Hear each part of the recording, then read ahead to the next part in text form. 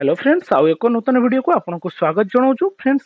आज वीडियो रे आम आपको जनइबू कि पीएम किसान जो 15तम इंस्टॉलमेंट टी आपन अकाउंट को केबे आसीबो एवं तार डेट कौन रही सहित कौ माने इंस्टॉलमेंट टी पाई परिबे आपन केमिति लिस्ट रे आपनकर नाम रही कि नहीं केमिति चेक करिवे सहित आपन जदि लिस्ट नाम नहीं एथिपाई कौन करिवे सब किसी डिटेल्स ए वीडियो रे आम आपको जनइबू। तो वीडियो टी को आपन जमारो स्किप करंतु नहीं, वीडियो टी को फास्ट टू लास्ट पर्यंत देखंतु। सहित आमर चैनल जदि आप नुआ होती तो आमर एसएस क्रिएशन चैनल टी को आप लाइक सब्सक्राइब एंड शेयर करूँ और तले दिखाई बेल आइकन टी को दबाई दिंतु जहाँफल आम नुआ नुआ वीडियो नोटिफिकेशन टी आपको सर्वप्रथम मिल पार।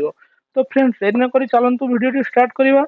फ्रेंड्स आप पीएम किसान जो 2000 टंका करी आपन जो इंस्टॉलमेंट टी प्रत्येक 4 मास को थोड़े वर्ष रे आपन 6000 टंका पाई थांती 2000 करी। तो ये इंस्टॉलमेंट टी आपन जो पूर्व इंस्टॉलमेंट टी आपन को क्रेडिट करा जायतिला देखंतु जुलाई 27 2023 आपको आसीथिला से डेट रु आते पर्यंत पीएम किसान इंस्टॉलमेंट टी आसीनी।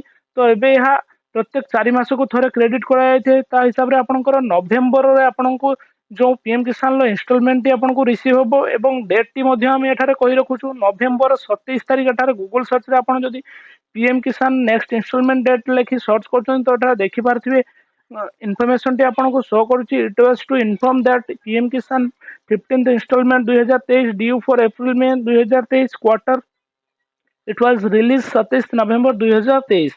तो आपनकर 27 नवेम्बर यह आपको अकाउंट को क्रेडिट हो पारे ए नहीं पीएम किसान योजना तरफ कौन वेबसाइट तरफ कौन नोटिफिकेशन दि जाए किंतु आम यह गूगल सर्च रे आपन टाइप कले आप निजे चेक करेंगे। तो आशा करूँ नवेम्बर मासरे आपनकर इंस्टॉलमेंट मिल कारण जुलाई रु नवेम्बर आपनकर 4 मास कंप्लीट हो जाउची भितर आपनको इंस्टॉलमेंट मिल थाए। तो एथिरे को माने इंस्टॉलमेंट पाइबे एवं को माने इंस्टॉलमेंट पाइबे नहीं ताहा मध्ये आपण केमिति चेक करिवे ना आपण पीएम किसान वेबसाइट को आसीबे आपण जो pmkisan.gov.in लेखि आपण सर्च कला परे ए वेबसाइट को आसला परे एठारे तळे आपण देखि पारथो गोटे बेनिफिशियरी लिस्ट रहिछि। तो ए बेनिफिशियरी लिस्ट रे आपण क्लिक कर देबे। क्लिक कला परे आपनको किछि ए भଳି बेनिफिशियरी डिटेल्स रो आपनकर जो डाटा गुडी को आपनको मागिबो एठारे आपण स्टेट सिलेक्ट करिवे ता सहित एठारे आपनकर ब्लॉक सिलेक्ट डिस्ट्रिक्ट सिलेक्ट करिवे। डिस्ट्रिक्ट पर एठारे आपनकर सब डिस्ट्रिक्ट सिलेक्ट करिवे एवं एठारे आपनकर ब्लॉक टी को सिलेक्ट करनेबे एवं एठारे जो गाँव रो आपण बिलोंग करछन्ती से गाँ टी एठारे आपण सिलेक्ट करनेबे। सिलेक्ट करी आपण देखंतु एठारे राइट साइड रे जो गेट रिपोर्ट दिया आइछि तो ए गेट रिपोर्ट रे आपण क्लिक कर दियंतु। क्लिक कला पर एठारे देखंतु आपनको गाँ रो जतिक बेनिफिशियर रहिछन्ती जो मानको पीएम किसान इंस्टॉलमेंट टी मिलिबो तो सेमानकर नाम टी एठारे आपण देखि पारुथिबे। ता भीतर आपनकर नाम रहिछि कि नाही आपण एठारे पेज वाइज मध्ये देखि पारुथिबे। आपनकर एमिति आपनकर तळे पेज मध्ये दिया आइछि तो सब पेज रे आपनकर नाम टी देखि नेबे। जदि तापर भी आपनकर नाम टी नाही तो आपण पीएम किसान जो मेन वेबसाइट को आसीबे एठारे आपण देखि पारुथिबे ऊपर आपनकर गोटे रहिछि now your status. Now your status रे आपण क्लिक करिवे। नाउ योर स्टेटस रे क्लिक कला परे आपण आपनकर एप्लीकेशन स्टेटस सी देखिबे काहे कि आपनकर नाम टी सेटारे नाही।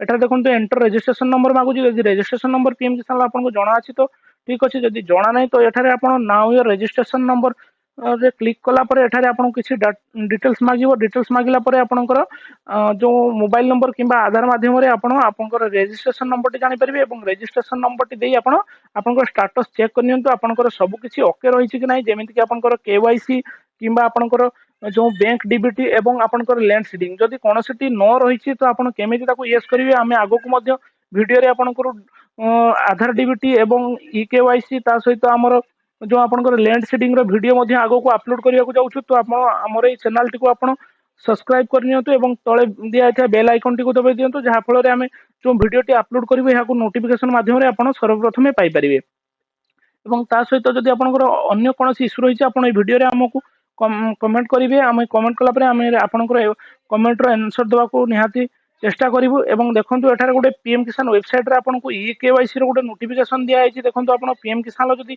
पूर्व ई केवाईसी करि नाहांती तो एठारे देखंतु ई केवाईसी मैंडेटरी पीएम किसान register OTP based KYC available PM किसान पोर्टल और नियरेस्ट सीएससी सेंटर रे बायोमेट्रिक माध्यम रे मध्ये आपण आपनकर ई केवाईसी करि परिबे। जदि आपनकर आधार सहित मोबाइल नंबर लिंक रहिछि तो आपण निजे मध्ये घरे बसी आपनकर आधार नंबर देई ओटीपी देई आपण ई केवाईसी कंप्लीट करि परिबे। एठारे देखि पारथबे ई केवाईसी रो ऑप्शन मध्ये रहिछि देखंतु। तो ई केवाईसी आपण निजे करि परिबे किंबा आपण जदि निजे न करि पारछन्ती आपण नियरेस्ट सीएससी सेंटर को जाई आपण सेठारे मध्ये आपण ई केवाईसी करि परिबे।